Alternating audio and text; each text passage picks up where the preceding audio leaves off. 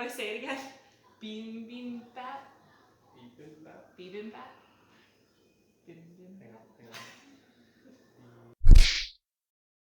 Hello and welcome back to Budget Bites again. My name is Christy and I am the registered dietitian from the Armfire and District Family Health Team. And today we are making another make your own takeout style dish. We're making bibimbap bowls. So bibimbap bowls are a Korean mixed rice dish, and what we are making today is not traditional or authentic in really any way. It is inspired by the traditional Korean dish. So ours, instead of using rice, we're actually going to use some barley. So I've got some pearl barley here. All you're going to do is cook this according to package directions. And I decided to use barley instead of rice today. One, because we used rice last week with our teriyaki chicken. And two, because I talk about barley all the time with people when I'm encouraging them to eat more whole grains. And I always get this like blank look of, okay, dietitian, great, what do I do with this barley? This is what you do with the barley. So I'm going to show you one way that you can use it. So you're going to need some barley.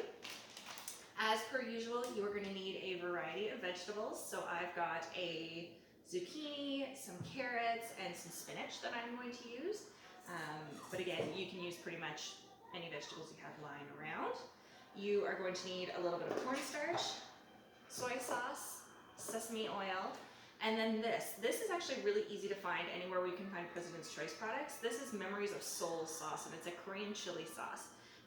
And this is sort of the traditional sauce to use on top. Technically it's optional, but it's really delicious, so if you can find it and get your hands on it, I highly recommend it. And then for our protein, we are actually going to use some tofu. I love using tofu in my cooking classes because I love encouraging people to try something that maybe they wouldn't normally try on their own. And I don't know if you've been reading the news or not, but apparently we have this looming beef shortage. So the time to embrace the tofu is now. So what we're gonna do is we're gonna open up this tofu. And when you buy tofu, the key for this particular recipe is you need to buy extra firm tofu. You want it to have the right texture. If you buy sort of medium or soft tofu, it's just gonna fall apart on you, and that's not what we want. So when you buy it, it's usually packaged with liquid. Mine was in the back of my fridge, and it's a little bit icy looking actually. I'm gonna pop it out of the package. Toss out this liquid. Tofu is like a sponge, so it soaks up whatever you put it in, and we want it to be able to soak up some flavor, so we want to squeeze out some of that water. And something that I recently learned is your tofu will get a much nicer texture if you actually, rather than squeezing it all as one brick, slice it up and then squeeze it. So what we're going to do, we're going to kind of make 3 layers for our tofu.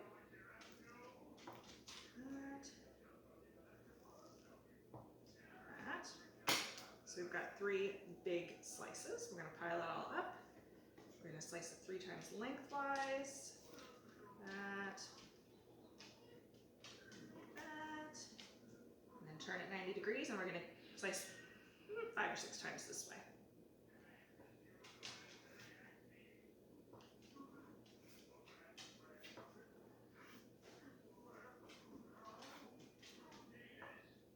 Tofu is actually really great to feed to kids. If you have kids who are a little bit picky about meat, oftentimes it's a textural thing. So tofu actually has a much softer texture. It's easier to chew, and a lot of kids actually like it a lot better than meat. It's a great source of both calcium and iron, as well as being a good protein source. You need either a clean kitchen towel or some paper towels. And we're going to put our nice sliced tofu on here.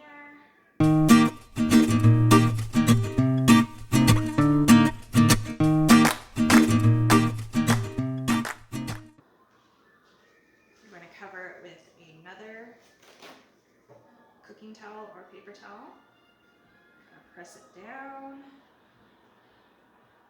Then you're going to need a cookie sheet or some flat object. Press.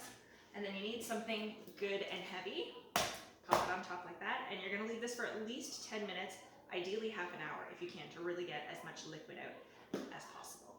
So we're going to let that be. So while your tofu is being pressed, we are going to process up our vegetables. I'm doing here my zucchini, and what you want are some nice thin matchsticks. We're doing this for a reason, and it's because each vegetable is traditionally cooked individually, and so we don't want to be spending long amounts of time on each vegetable. We kind of want them to really cook up nice and quickly. So how you do that is first you slice your zucchini into rounds, then you're going to pile them up and just kind of go through them lengthwise like so. And one large zucchini will make a ton of matchsticks.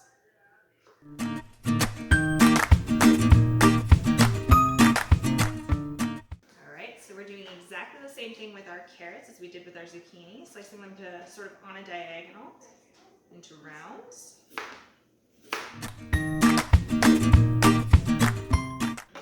you're going to take a few of them, pile them up, and just go through them like this into some nice little matchsticks. Alright, so our tofu's been pressed for about half an hour, give or take. Take this off. And you can feel when you unwrap this how much fluid actually came out of your tofu. So now what we're going to do is get it ready to be crisped up. Put all of our pressed tofu into a bowl. Let's see if I can do this all at once here. There we go. To this, we are going to add 1 tablespoon of sesame oil.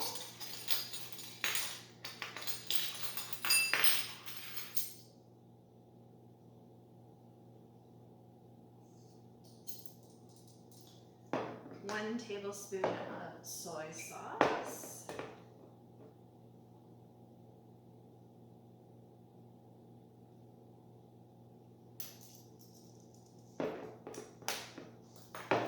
Give that a toss.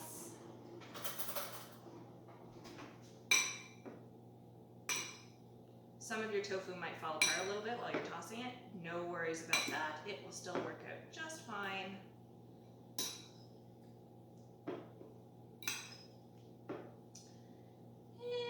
We are just going to put in a tablespoon of cornstarch, and this is really going to help the tofu get nice and crispy and have a nice texture for you. One of the gripes a lot of people have about tofu is the texture, actually. If it's not cooked well, it can have kind of a mushy mouthfeel. Baking it up like this with the oil, soy sauce, and cornstarch really helps with that. So it'll get nice crispy edges. Coat this up in the cornstarch. Ideally use a bigger bowl than I am using right now because I am making a mess. But that's okay. So you're going to toss until you see no dry cornstarch left.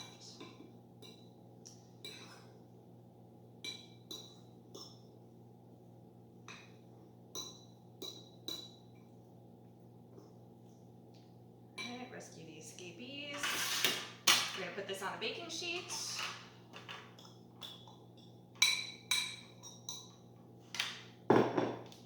One nice single layer, and we are just going to pop this in a preheated oven at 400 degrees for about 20-25 minutes or so. You're going to want to give it a toss halfway through so that it cooks evenly, and then that will be ready to add to our bowls.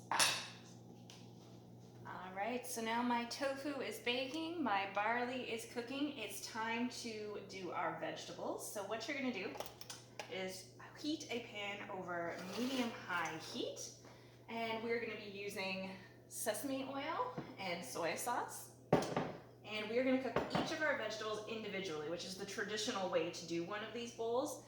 In a pinch, if you just want to get it all done together, you can start with the carrots first. They take the longest to cook, then add your zucchini, then your spinach. I'm going to try and do it the traditional way and do it individually. You need a teaspoon of oil,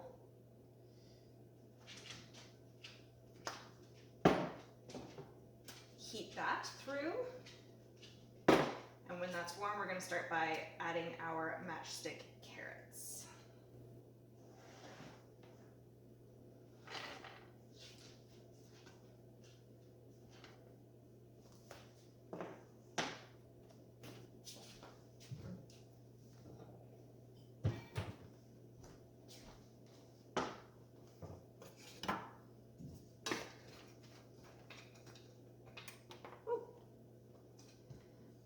each of our vegetables, we are also going to add a teaspoon of soy sauce to give some added flavor.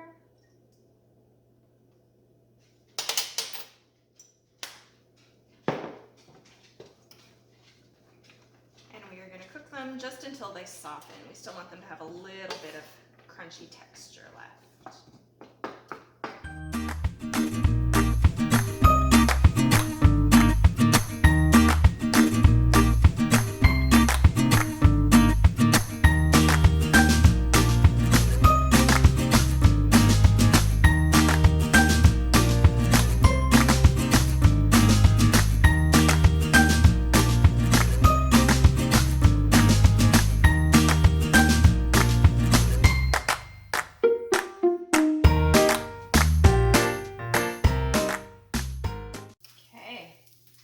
Carrots are looking pretty good now. I'm just going to put them into this bowl here and set them aside.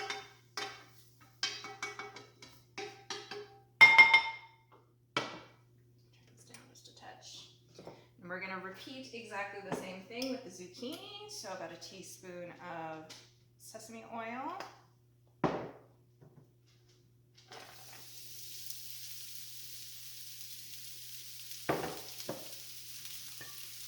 Teaspoon of soy sauce.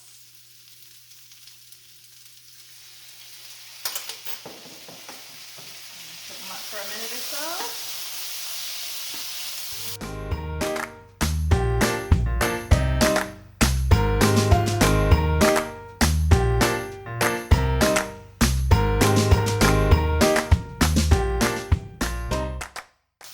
And you can see the zucchini cooks up quite a bit faster than the carrots do.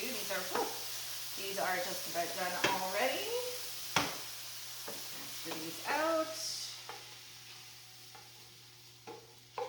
So even though we're taking the time to do them all individually, because we cut them so small, they still cook up quite quickly.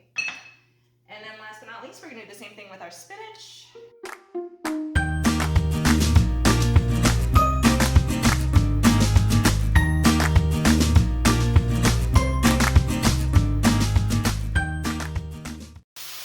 Spinach takes literally no time at all. Done.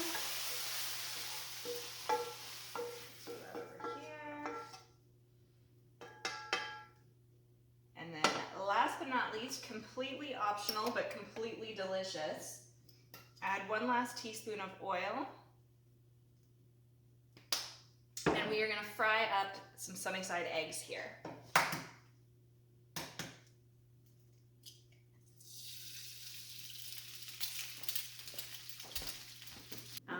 So to assemble your finished bowls, you are going to put a little bit of your cooked barley in the bottom of your bowl, and then you're going to alternate the vegetable ingredients by color just to make it look pretty. So we've got our green spinach, our orange carrots, our green zucchini. We've got some of our cooked tofu here, and then our sunny side up egg. And then we're just going to drizzle the whole thing with some of this chili sauce, and you're good to go. I hope you enjoy this Korean-inspired dinner. It's not at all traditional, but it is nutritious and delicious. So I hope it is a hit with you and your family and that you really enjoy it. As usual, if you have any ideas for recipes you'd like to see me cook on Budget Bites or ingredients you'd like to see me use, please do let me know, and I will always do my best to get those in here. Otherwise, take care, and I will see you next week.